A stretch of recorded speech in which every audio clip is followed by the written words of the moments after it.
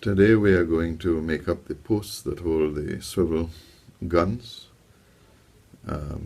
So here's your 4x4 millimeter stock, and the process is really very simple. You're going to take each one of these edges and take them down to just over a millimeter in height by simply sanding. And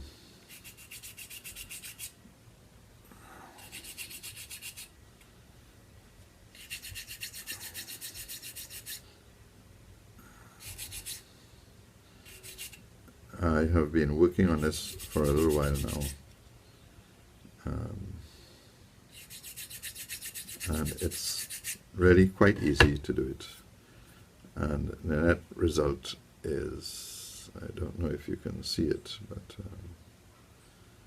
perfect post with 8 sides. Now we're just going to seal it before we put the final coating on. It's much better to do this while it's a 10 centimeter piece.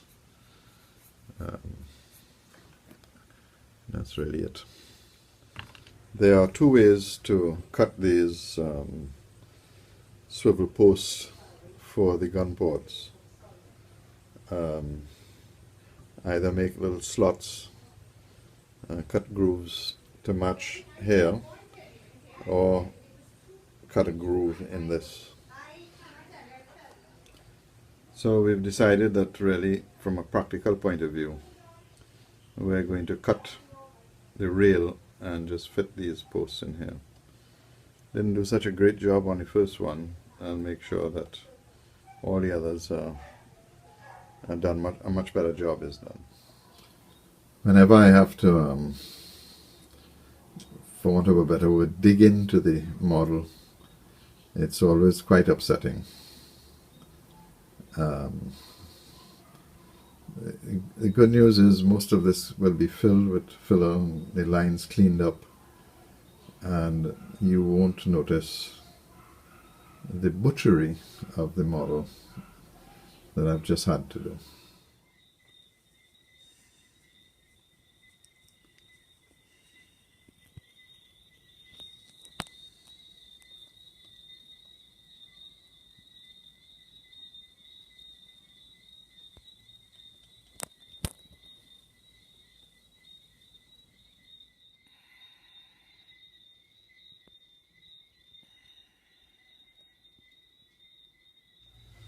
Well, there was no easy way to have put these posts in to take the swivel guns.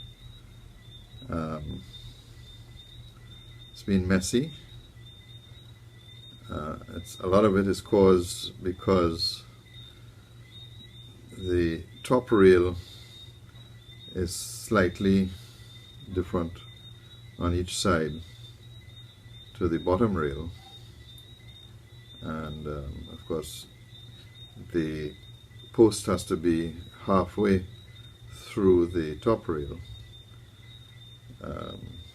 So you just have to treat it in any way that will give you the illusion that it's the same. So on this side I was able to push the post through, and they're exactly as planned. On this side I actually had to add pieces to the bottom because they were too much inside the rail, and I had to use a lot of filler, which you won't see because it's painted black, but not my best work, and really caused by those alignment issues that we talked about, which are almost impossible in the early days to understand how critical it is to get it right. So coming close to the end, a few more little bits and pieces and the stern and the decorations, and then we would have finished the actual hull itself. The swivel cannons were much more fun, and again, Caldercraft, I think you did a fantastic job. So I've just done one. Sometime over the Christmas period I'll do all the rest and then put them on a little board and spray all of them at the same time. I also will keep them off of the model while I'm rigging it, because they're going to get in the way of everything, and then put them back on at the end when the rigging is complete, and at that stage decide whether I'll stick them. You certainly don't have to stick them, but really the etched brass pieces work perfectly, exactly actually as the instructions says. Made them up, stuck them, and waiting for them to dry now. And then later on we will put on little handles at the back. Well, I'm so glad I got my turbo carver back. It had been damaged by a bit that had got stuck in the end, and to get the bits out, you press this piece here in the back, and I clearly pressed too hard and damaged the piece here. These are the bits, and there are all sorts of different types and shapes. Really is a fantastic tool for doing very delicate work. Here's a little cutting wheel, all sorts of different burrs. The key to it is that it works on speed. It runs at around 400,000 RPM. It has no power, but it uses the speed to cut. So I've been using it to clean up all the little fine areas that a Dremel would just be too clumsy to get at.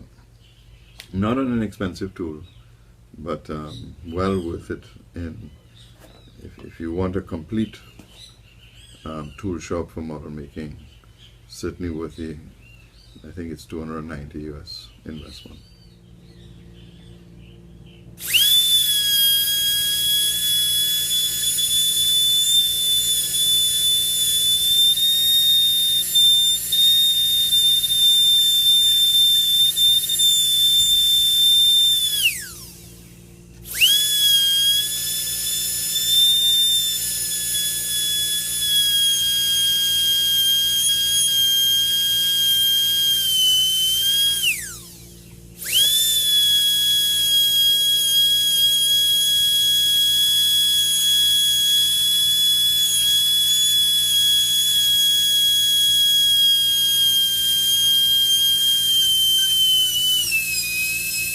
So we've painted the all the cannons now.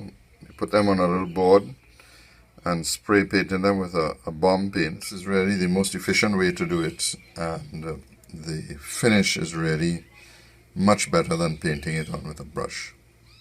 One of the challenges I had was actually putting a hole in the ball, little plastic balls that were supplied. I just couldn't get the drill. It kept running off.